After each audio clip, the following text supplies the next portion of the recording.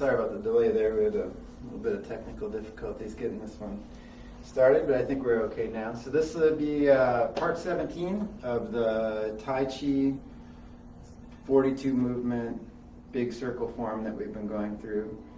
We've been getting into the last few ones sort of a semi-complicated section compared to many of the moves with all the kicks and everything. So, and again, the angles get a little weird with the camera, so we'll try to do the best we can. I'm gonna just sort of back up a little bit, go through some of the kicks just in order. Some of it won't be quite the right angle, and then we're gonna face the camera and continue on with where we've been learning. So I'm just gonna go back through this whole section since they all kind of tie together.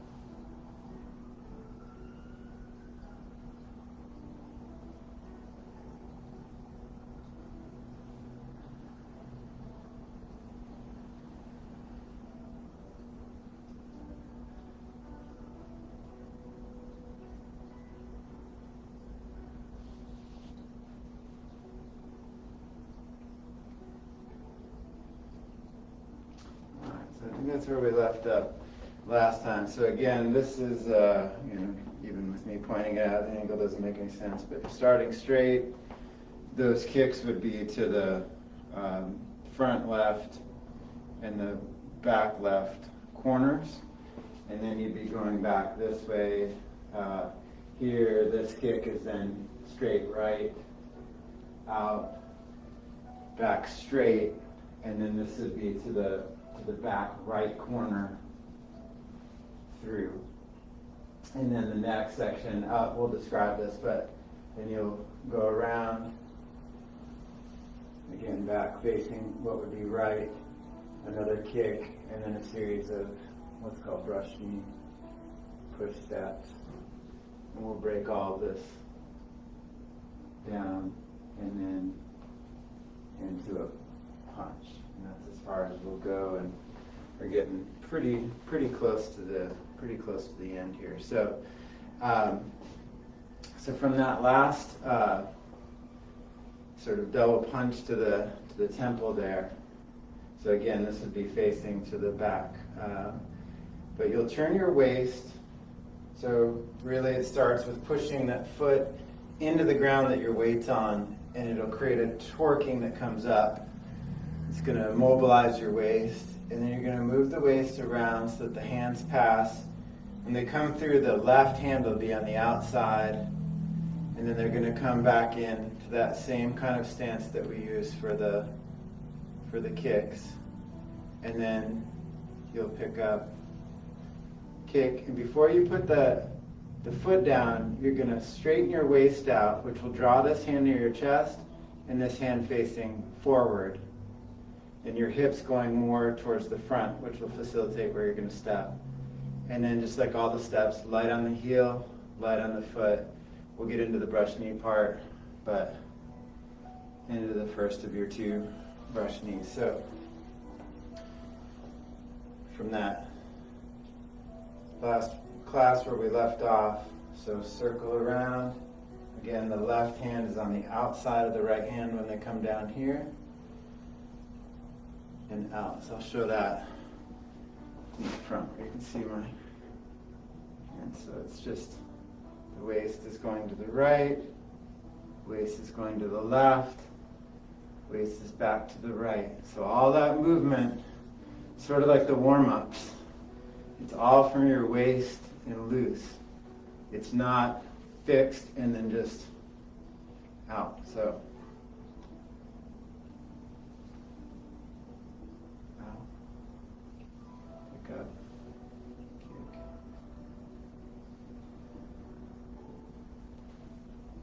Okay, so camera angle then.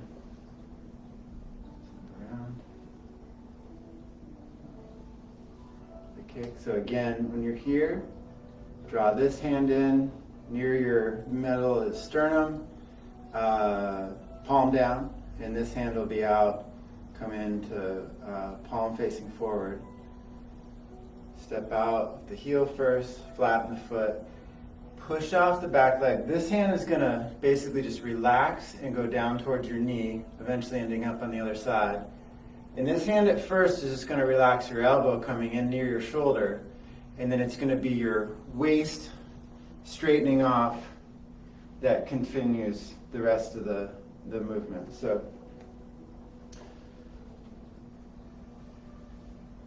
from that kick, bring them in, step, flatten, push off that back leg.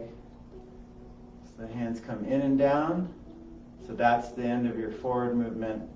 And then square off the rest of the hips, which will finish the movement. And then, you know, afterwards, there's a saying in the principles of the Yang style of Tai Chi, when one part moves, everything moves. When one part stops, everything stops. So, and gets, you know, more elaborate or more basic depending on how far you want to go with that. But in very simplistic terms, part of it is when the progression of this part stops, this is done. So if you're not in the right place, it's because it didn't sort of transfer through correctly, and over time you refine that. It also means at the end of that, there isn't like an additional push, so no stiff arming, none of that. It's just going to come through and be done. For the most part, your hands never really leave about the distance of the length of your forearm, and if you were to hold your arm in a fist kind of at your elbow, so you're rarely going out a whole lot farther than that. So after that kick then, step out, flatten, brush. And then you're going to do the same thing but on the opposite side. So you're going to, with the waist turning, this hand's going to come up, the foot with the weight on it's going to turn out slightly, and this hand's going to come in, palm down, kind of, if your thumb were to come in all the way, it would be right in the middle of your sternum. And then you'll step up, step with the foot flat, and then same thing this way. The right hand's going to go towards the knee, this one's going to come in first. So as you push off, in, and then square off, and finish. So the two together from that kick.